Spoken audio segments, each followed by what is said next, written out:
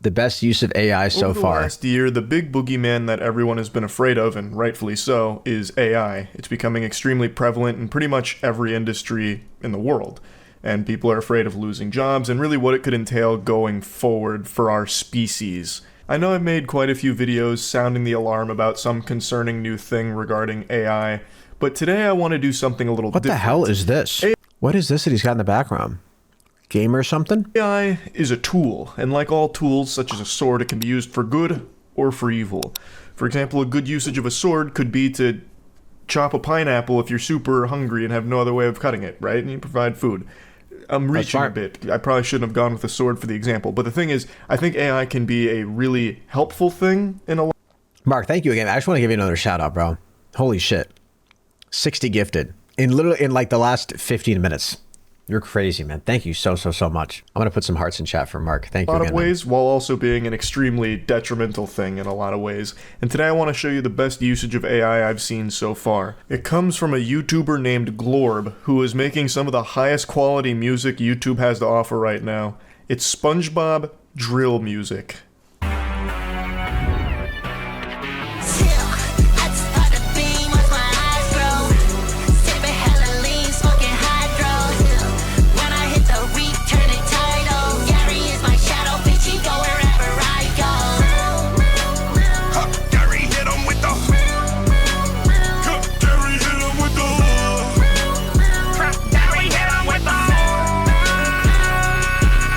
The channel's been popping off recently, especially because no one really knows who's behind it.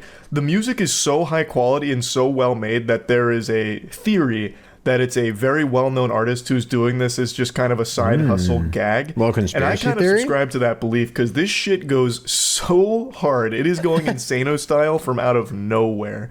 And the animation is also extraordinarily good. Like, it's really fun. So this song in particular, the bottom two, is the one that really put him on the map from what I can tell. There was a Twitter post that went viral. That's how I found the channel. But it actually... So are we at 1,050 members now? The songs are fire for sure, and I've put quite a few of them on my playlist, and I unironically listen to them just because I think they slap. No exaggeration, being 100% honest. Look into my eyes, the windows to my soul. You can feel the truth here when I say that I believe some of the tracks Glorb has produced are better than most of the top 100 hits on Billboard right now.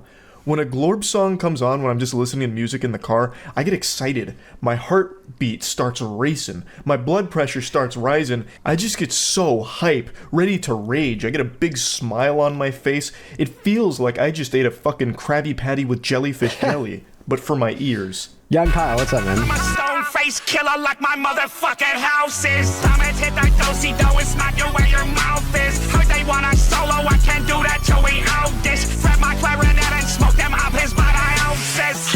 Squidward's probably my favorite. All of his verses on all of the songs just go incredibly hard. He goes berserk on these beats.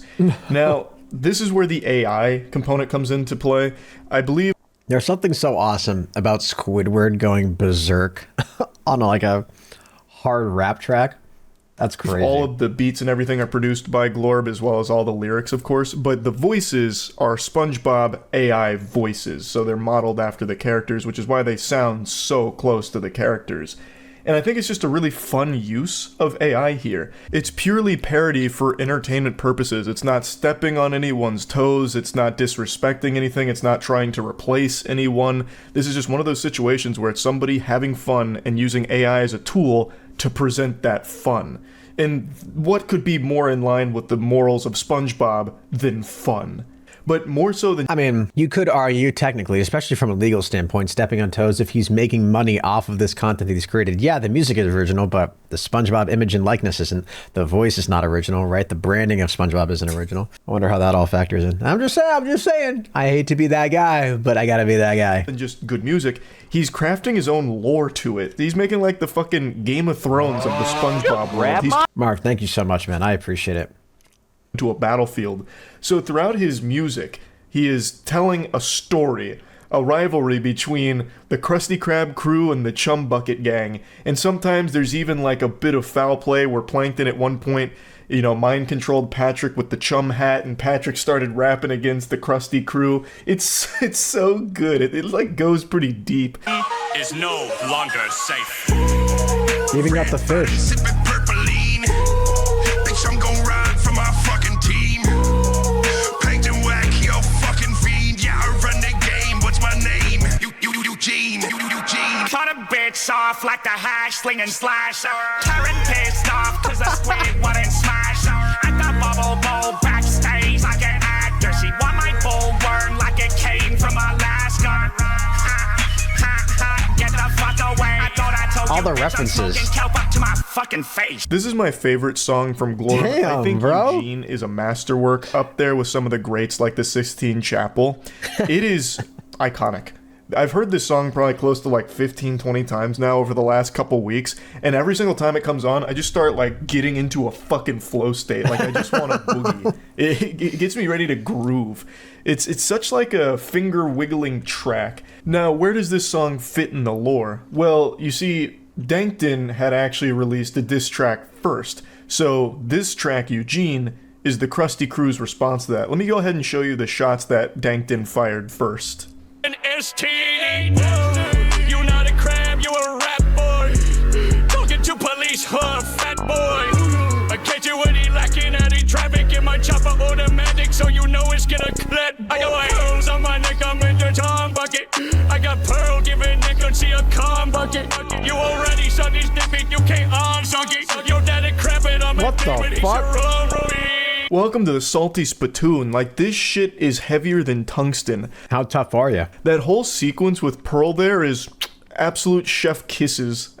He's serving up a delicacy with these bars. It's, oh my fucking god, I love it so much.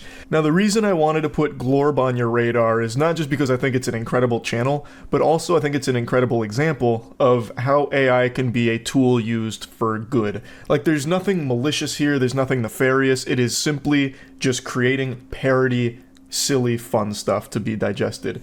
And I do think AI, even outside of just being used for purposes like this, can be a helpful tool in many instances that can be a great benefit for a lot of people in their jobs. But there are so many valid things to be really worried about with AI becoming so prevalent, because it's going to be exploited and misused and abused by some very shady and powerful people and companies for sure. Sure. So AI understandably has a really bad rap, but I just wanted to show at least one good example of it being used for a nice purpose that I think a lot of people can get behind for.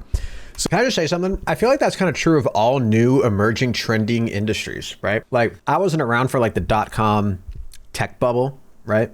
But like, I feel like when the internet was first coming around, there was probably a lot of people that were using it for nefarious purposes, right? That were scamming people, maybe setting up websites to sell fake things that weren't actually real. A bunch of companies or startups that were created that probably had no value and were super hyped up. I mean, the whole .com bubble was called a thing for a reason, right? But that wasn't to say that the internet wasn't going to be successul or something that was going to be a part of our everyday lives, right? The internet was going to be huge. I kind of feel that same way about crypto in some cases too, and like NFTs. I think like the underlying technology behind some of that stuff, from what I've read, is like really cool, and it definitely has some cool use cases. But right now, because its use cases haven't really been like given to the majority of people, right? Like, most people don't really see an actual firm use case for crypto other than just like an investment vehicle right now. That like, there's going to be a lot of people that are going to be like scamming with it, right?